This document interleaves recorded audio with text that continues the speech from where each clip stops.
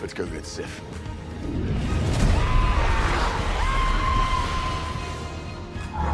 Hello everyone, and welcome to Movie Fate. At this point, it's safe to say that the Marvel Cinematic Universe is determined to ruin Thor for everyone.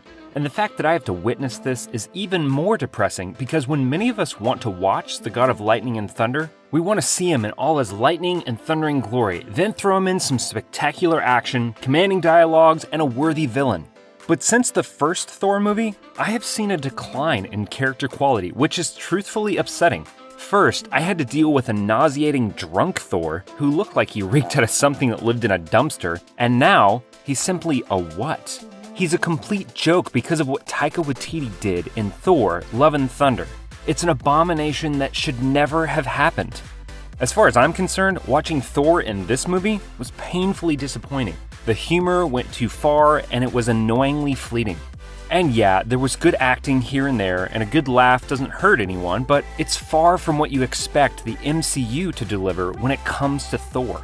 And when this movie was set to be released in 2022, there was a lot of speculation about it, and I personally prayed to the heavens that I would actually be pleased. But when I watched it, I was left wondering if the MCU is still interested in impressing us like they used to back in the day, or if their main focus is just to make money at the expense of quality movies.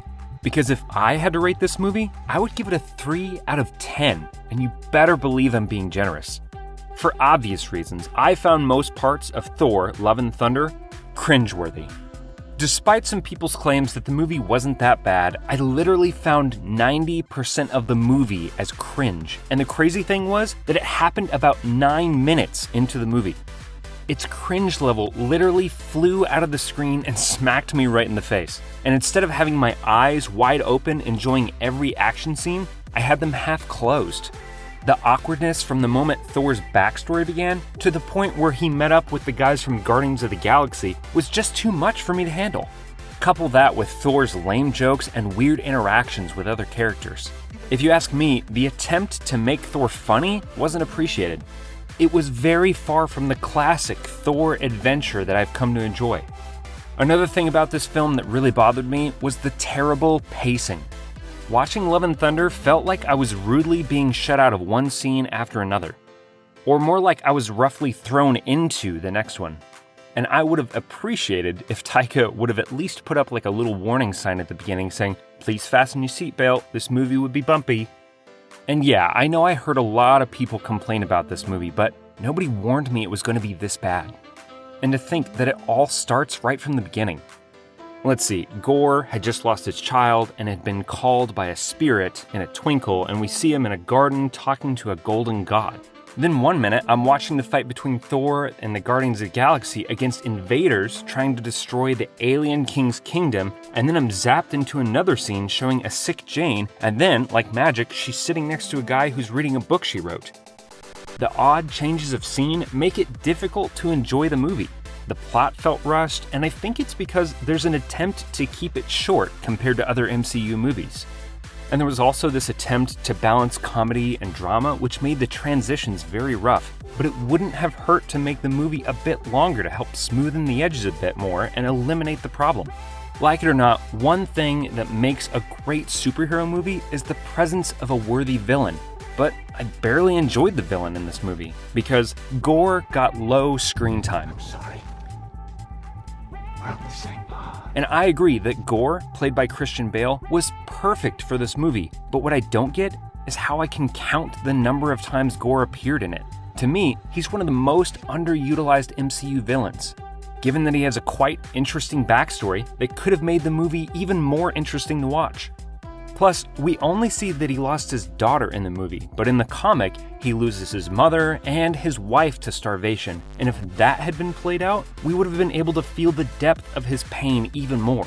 And it could have made his journey to becoming evil and wielding the Necrosword even more believable, but instead, it fell flat. There's also the fact that he's called Gorr the God Butcher, but I was undeniably surprised that I only watched him kill one god. Makes me want to rename him Gorr the Killer of One God. Gorr felt less of a threat and less impactful, even with his shadow monsters. And I can't help but think of the Omnipotent City and the casualties that Gorr could have caused. Maybe he could have slayed several gods there, shaken up Zeus's confidence, and turned the world of the gods upside down. Instead of giving us a typical action scene and a full display of Thor's behind thanks to a sissy walking Zeus. Then there is, of course, the most irritating part of the movie, the stale joke. Stormbreaker! Just your freaking crazy ex. First of all, I wasn't interested in seeing Thor as a comedy. I never imagined it would have happened in 1,000 years, but here we are. Thanks, Watiti. And as expected, it's been horrifying. But nothing could have prepared me for the excruciating stale jokes that had me rolling my eyes a number of times. The first half of the movie had an unnecessary amount of jokes. It was obnoxious and it just fell flat. I, for one, was visibly irritated by the unnecessary stage play of Ragnarok, and I thought the presence of the Guardians of the Galaxy to rack up more jokes just felt forced and rushed. I could definitely see the struggle to balance the funny and the serious side, and I just wish there had been a lot more focus on delivering a more quality movie. And who can forget the bane of many Marvel movies these days, the not-so-great CGI. It isn't hard to miss the movie's glitches and out-of-place images. It makes everything look too fake. In the early part of the movie, when Thor's backstory was being narrated, we're told of how he starts fighting in battles strapped in front of his father. And when his father takes a leap into the air swinging a sword, I could see just how fake the image was, and I wasn't very impressed. I also saw how bad the CGI was when the Alien King brought out the goats for Thor, and it was also very vivid in the black and white fight against Gore on the moon. And I noticed that the volume LED technology was used, which is basically an advanced green screen. The downside of this technology is the flat lighting, poor design, and terrible shot composition causes mistakes to easily stand out, since the backdrop is unable to maintain the illusion. Marvel really needs to do better with its CGI and put more effort into its visual effects stuff, because we keep seeing more and more CGI flops. And I want to add one more thing that blew my mind about Love and Thunder, and that was a lot of things didn't make sense. I don't hate that Jane was in the movie. I was glad to see her. She actually proved to be one of the bravest, giving her best despite suffering from cancer and giving her life to save Thor from Gore's hand. However, Mjolnir ended her life. The hammer, which had promised her stamina and great health, but instead it drained her life. I thought the hammer would have cured her indefinitely and made her whole, but it looks like the writers took a U-turn and decided to kill her, throwing the storyline off. Another thing that didn't make sense was the existence of eternity. Gore's life mission was to get to eternity so that he could make a wish that all the gods would perish, but instead, he ended up changing his request and wished his daughter was brought back to life.